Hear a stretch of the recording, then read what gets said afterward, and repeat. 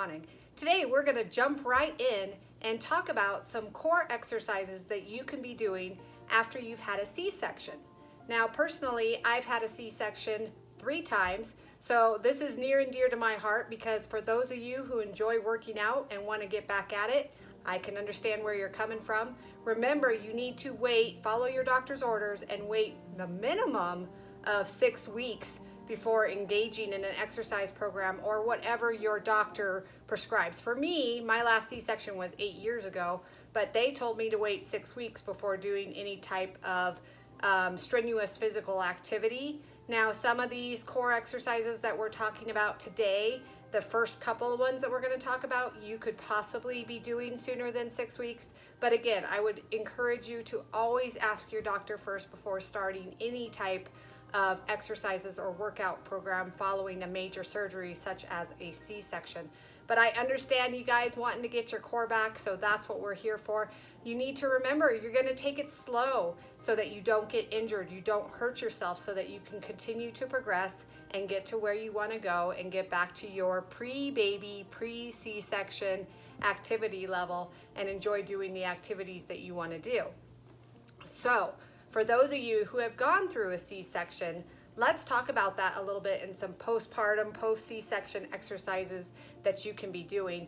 First, you will want to evaluate or have your doctor evaluate and make sure that you don't have a condition after pregnancy that's called Diastasis Recti. So as you're pregnant and as the belly expands, the abdominal muscles have to split. They have to separate from left from right to allow your belly to grow.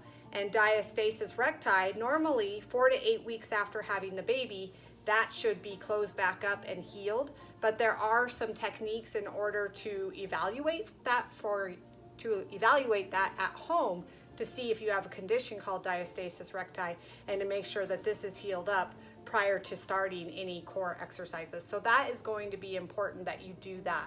So first, let's start very basic, because remember, you've been stretched, this has been weakened, and it's been cut if you've had a C-section. So it's going to be important to start slow. There may be some discomfort in the beginning. I know for me with my C-section scar, I would feel, almost like stitches were tearing, and it was like a hot searing pain across there as that scar tissue that had developed after the surgery would start to slowly, as I would start to slowly stretch that, especially since there wasn't a lot of activity or movement in those 6 weeks following having the C-section.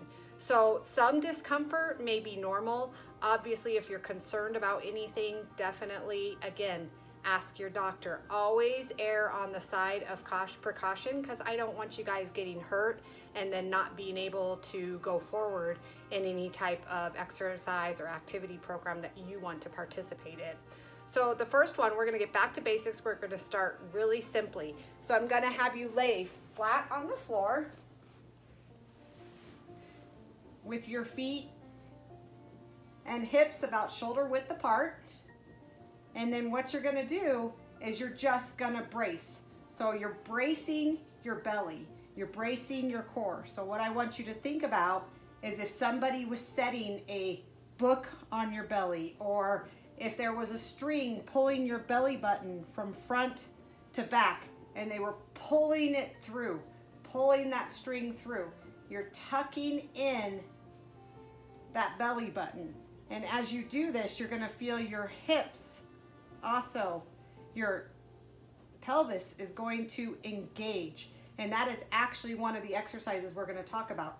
But first, let's talk about bracing your belly. So if somebody was gonna come and drop a book on you, or they were gonna punch you in the stomach, or you're pulling your belly button down, that's what you're focusing on doing. So you're gonna pull it down, you're gonna brace the core. The back should be nice and flat. The lower back should be nice and flat. The neck relaxed. We're not bringing our chin to our chest. We're keeping it nice and relaxed. And we're bracing the belly. And you're going to hold that for what's comfortable for you. To start, maybe you pull it in and hold 15 to 30 seconds. And then relax. Hold 15 to 30 seconds. and relax. And you can do start with maybe 5 repetitions of that and work your way up to 15 repetitions or whatever is comfortable. Okay, so that's going to be exercise number 1. Very basic, but when you've just had major surgery and you've just been cut across the abdominal muscles and had everything stretched and weakened, that's going to be challenging for you. Now, secondly, I want you to pay attention to your pelvic tilt. Okay, we live in a world where, and especially after having a baby, where your pelvis is going to be shifted forward. Think of a bucket, and I'm holding a bucket, and this is your pelvis, okay? That bucket can be tilted forward, it can be tilted back, or it can be neutral. We're looking to bring it towards a posterior pelvic tilt to more neutral, because more than likely you've shifted this direction with having had the increased weight of the belly and the baby, and then the weakening of the abdominal muscles and the surgery, all those type of things. So we're gonna work on pulling that back, shifting, doing a posterior pelvic tilt and shifting that back to neutral. Again, you can do this laying down. Same position as before. Now my hips, if my back is arched and I can put my hand underneath my lower back, then I'm in an anterior pelvic tilt. If my back, you can see as I shift, watch my legs, you can see the shift. So here I'm anterior pelvic tilt, everything, my bucket's spilling forward. I'm gonna take my hips and I'm gonna shift them back. You see that slight movement here in the hips, and it tightens everything here up in the core. So just that movement, that posterior pelvic tilt, is working this core area, okay? So I'm basically going from a little bit of an arch underneath my back to where my back is flat on the floor and I can't get my hands underneath any bit more. So I'm gonna put my hands on my hips so you can kind of see the motion here a little bit. Tilting back. Again, you can start with 5 repetitions, work up to 15, 1 set of 15. In the beginning, like I said, take it slow. You've just had major surgery, and this alone is going to fatigue you and make this sore in here, okay? And this posture, this posterior pelvic tilt, is actually where you want to be for other abdominal core exercises that we're going to perform while flat on the floor. So this is important to practice so that you can practice keeping your back flat, that lower back flat on the floor, and this all engaged, okay? That's a posterior pelvic tilt. That's number 2. All right.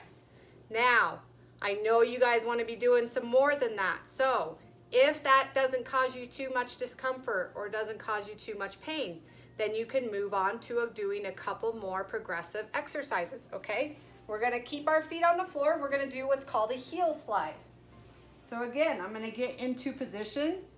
I'm gonna do my posterior pelvic tilt, engage the abdominal. This is nice and tight. If you touch my abdomen, it's tight. Somebody could come up and hit me and I'd be okay, I'm braced. And then I'm slowly gonna start, while keeping this engaged, slide out my heel. Slide out my heel. You can alternate. Make sure that you are breathing and that your pelvis is tilted backwards and your core is engaged. If you feel yourself arch up, take a break or reposition yourself and get yourself comfortable. Keep that back flat and slowly, there's no speed with this movement. You're slowly sliding out your heel, sliding it back. If you want to come up a little bit more so that it's a little more, the further out you go, the more your back's going to want to do this. So if you can only go to right here for right now, that's okay. Go to where you can keep your abdominal muscles engaged and tight and your back doesn't arch up.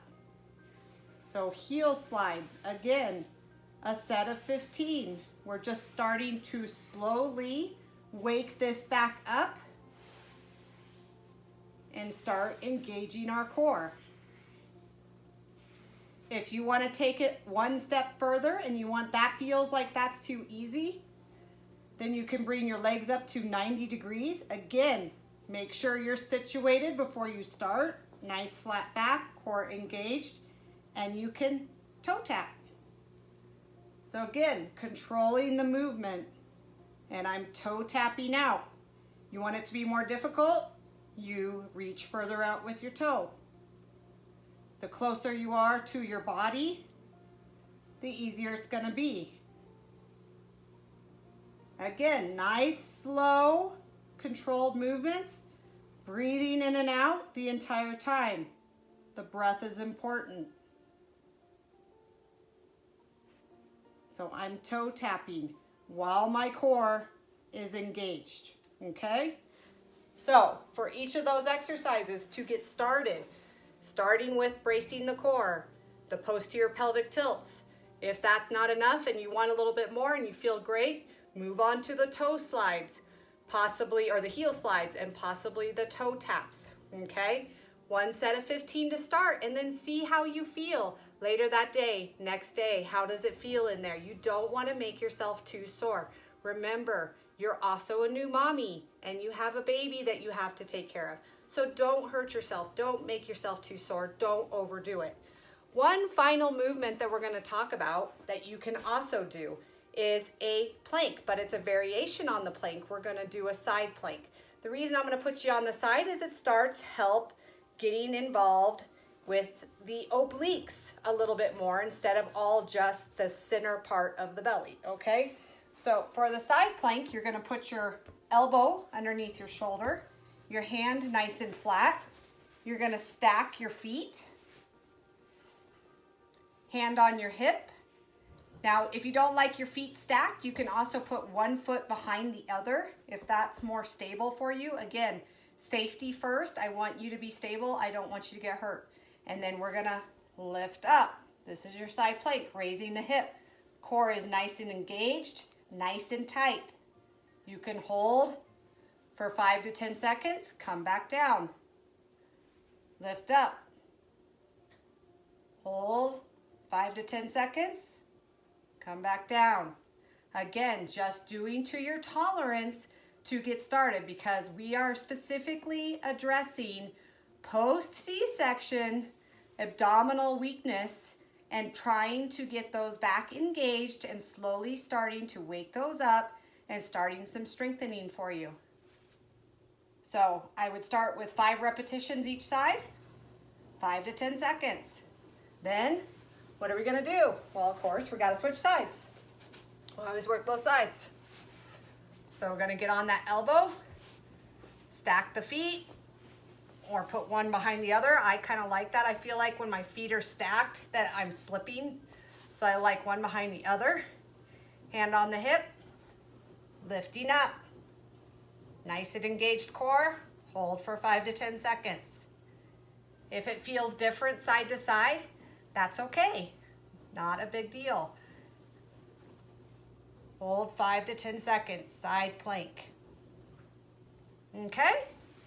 So those exercises will get you started in doing something to engage your core. Start waking it up, start doing some core exercises without pushing you into aggressive core exercises that are going to cause you pain or discomfort or set you off the path of being able to even do some abdominal workout.